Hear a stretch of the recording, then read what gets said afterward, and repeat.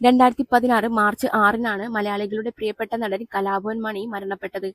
കരൾ രോഗം ഗുരുതരമായി ചികിത്സയിലിരിക്കെയായിരുന്നു മരണം. മദ്യപാനം മണിയുടെ ആരോഗ്യം പാടെ നശിപ്പിച്ചിരുന്നു. പലരും മുന്നറിയിപ്പ് നൽകിയിട്ടും നടൻ മദ്യപാനം തുടർന്നു. സൗഹൃദ വലയങ്ങൾ മണിയുടെ മദ്യപാനത്തിൽ വലിയൊരു കാരണമായിരുന്നെന്ന് സഹപ്രവർത്തകർ പറഞ്ഞിട്ടുണ്ട്. ആരോഗ്യം മോശമായി കലാഭവൻ മണി ആശുപത്രിയിലായ ദിവസത്തെ സംഭവങ്ങളാണിപ്പോൾ ശ്രദ്ധ നേടുന്നത്.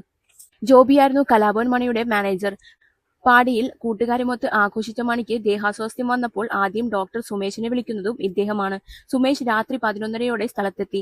ഡയബറ്റിക് പേഷ്യന്റായ മണി മദ്യപിക്കരുതെന്ന് ഡോക്ടർമാരുടെ കർശന നിർദ്ദേശമുണ്ടായിരുന്നു.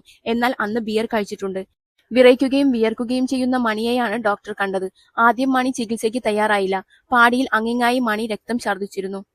ജാഫർ ഇടുക്കി, തരികിട സാബു തുടങ്ങിയവരാണ് തലേദിവസം അവിടെ വന്ന് മണിക്കൊപ്പം മദ്യപിച്ച് ആഘോഷിച്ചത്.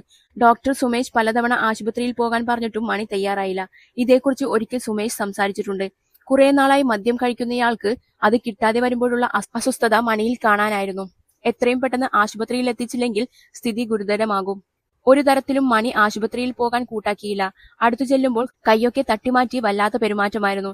ഇതോടെ ഒരു ഇഞ്ചക്ഷൻ കൊടുത്താണ് മണിയെ ആശുപത്രിയിലേക്ക് കൊണ്ടുപോകുന്നത്. പോകുന്ന വഴിക്കെല്ലാം മണി സംസാരിക്കുന്നുണ്ടായിരുന്നെന്നും അന്ന് ഡോക്ടർ സുമേഷ് പറഞ്ഞു. കേസിലെ അന്വേഷണം നടത്തിയ ഉണ്ണിരാജൻ IPSഉം ഒരിക്കൽ മണിയെക്കുറിച്ച് സംസാരിച്ചിട്ടുണ്ട്. മണിയുടെ മദ്യപാനവും ആരോഗ്യനിലയെ അവഗണിച്ചതുമാണ് മരണത്തിലേക്ക് നയിച്ചതെന്ന് ഇദ്ദേഹം അന്ന് വ്യക്തമാക്കി. മണി ഒരു ദിവസം ഉപയോഗിച്ചിരുന്നത് 12-13 കുപ്പി ബിയറാണ്. 5-ാം തീയതിയാണ് ആശുപത്രിയിലാകുന്നത്. 4-ാം തീയതി മണി കുടിച്ചത് 12 കുപ്പിയോളം ബിയറാണ്. ബിയറിൽ മിഥൈൻ ആൽക്കഹോളിന്റെ അംശം ചെറിയ തോതിലുണ്ട്. ഒരുപാട് അളവിൽ കഴിക്കുമ്പോൾ അതിന്റെ അളവ് ശരീരത്തിൽ കൂടും. മണിയുടെ കാര്യത്തിലും സംഭവിച്ചത് അതാണ്. ലിവർ സിറോസിസ് ഉണ്ടെന്നറിഞ്ഞിട്ടും മദ്യപിച്ചിരുന്നത് മരണം വില കൊടുത്ത് വാങ്ങിയതിന് തുല്യമാണ്. മറ്റുള്ളവരെ സഹായിച്ചെങ്കിലും സ്വന്തം ആരോഗ്യം മണി അവഗണിച്ചു. കൃത്യമായ അന്വേഷണമാണ് മണിയുടെ മരണത്തിൽ നടന്നത്. ഉണ്ണിരാജൻ IPS വ്യക്തമാക്കി. 45-ാം വയസ്സിൽ മണി ലോകത്തോട് വിട പറഞ്ഞു.